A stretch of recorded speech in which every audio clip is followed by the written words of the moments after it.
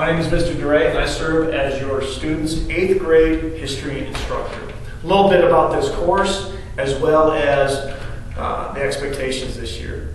This course covers the Civil War to the present day. We focused on a few things during the Civil War because last year the students didn't complete in 7th grade the Civil War. So we've got an extra big portion to cover. So we're going to start off with that. The course was redesigned around 2013, 2014. At that time, the leadership at the James Duray Charter Middle School had noticed for many, many years, not just in their school, but across the board, and it really showed up in high school, that students did not get the entire U.S. history program. They often, with that book that we have, they often stopped at World War II. Doing everything in the book, they never got there. So the guidance was this: the big ideas, the constitutional big ideas. Number 2, not as we see the world today should we look at history. Look at history from how they looked at it. What were the founding fathers thinking, as opposed to what is Mr. Duray thinking, or somebody else on the street, or our media today thinking. No, put ourselves in their shoes. Third thing, talk about the leaders. What were the leaders thinking? Also, and to think from a perspective of our free markets. There's a lot of economic misunderstanding, and students just weren't experiencing it. So the course's goals and objectives are these. First of all, students must understand the political and diplomatic effects of the government. Understand the Constitution and the relationship to government, and all those principles of the Constitution. Popular sovereignty, federalism, republicanism, for example, where they come from, Greece and those other things. And then see how they work throughout history. For example, if we're going to teach separation of powers early, we need to see it as it goes through the course of history. So that's really important. See how those work with the people that lived it back then. Other thing that we needed to teach was to make sure that those big ideas also reinforce with some ideas of trades. We started introducing here in this school, this particular last year, more tools, more how they came about, and things are oriented towards tradesmen and tradeswomen. Last thing too is to also bring about what the culture was like in the various times. Not to look at it from today, but to look at it from how they thought it. That's very important to see. And that's how history is taught here.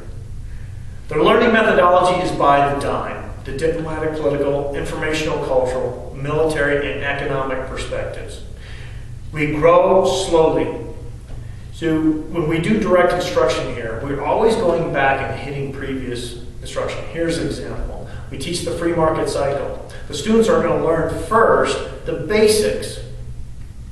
Expansion, crisis, recession, recovery. They're going to memorize it. They have to. Then they're going to learn how to track that. The compass needle, if you will. Gross domestic product, the cash value of all goods and services produced in a given country in any given time period. That's important. And they build that slowly. So by the time at the end of the year, they can recite, understand, and even communicate and debate the free market cycle in their minds or with somebody else if they need to. So they can make good decisions both at the big level as well as the Colorado Springs local economy level in the future if they intend to be a tradesman or tradeswoman here. So these are important things. And that's the benefit of history. How are we going to do stuff? Well, homework's important. We're going to have homework, quizzes, and exams, as well as a final. They will be posted on Infinite Campus. Infinite Campus is our #1 tool, whether it's character, history, or any other course. Participation. There's a work ethic, work effort grade that we give out. That matters because not just for the grade, but if you're involved, both hands-on and online, definitely going to learn it. If late work, if you have late work, if you get sick, something like business could happen. Here is the procedure for late work. First day, work day, turns in 25% off. Second work day, they return. If they turn it in then, it's 50% off. And after that, it's a 0. That was communicated to us. You guys know it was pretty tough last year on that policy, so pretty much going to follow the same thing. There may be some expectations for others out there. That is what our leadership has told us to do, and we're going to do it. There may be like I said, some exceptions or expectations that others may have, and if there is an exception, we'll go with it. Now, absences. Let's talk about absences. If you're not going to be late, or you're going to be gone for maybe hunting season comes, people want to go, people want to take your family out, and I just understand. Let me know. I can prepare a packet for you. I can prepare the note-taking packet.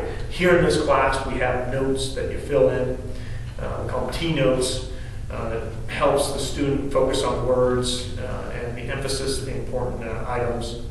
So if you need that stuff, just let me know. And quizzes and exams, those are tight things. Those things are materials that we hang on to. They're important. So just know that sometimes we will have to have workarounds for that. What do a student need to bring? Right attitude, right uniform, pencil. Got a pencil and paper. Got to come in ready to go for that. Got to have a folder. Have it be organized. I don't care what kind of folder it is. Everyone's different. Just be organized. And please, parents at home, if your student gets stuck on something, man, I can't emphasize this enough.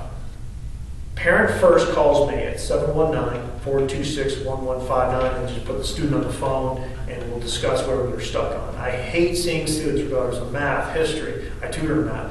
I hate seeing them stuck on something, just staring at an issue. I want them to solve it. Sometimes they're embarrassed to do that, but they get through it and boy, it's nice to get a good night's sleep knowing they figured out something instead of spending 22 hours, whatever it is, getting frustrated over just one problem before you know it, nothing gets done. Homework momentum is difficult.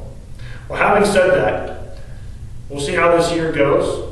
If we don't have this hybrid training, we go to an online system, I'll be ready for that. We'll do sort of the same thing on the board. You see me on the board doing things, using chalkboards or even here. We'll do that. See you in Iowa.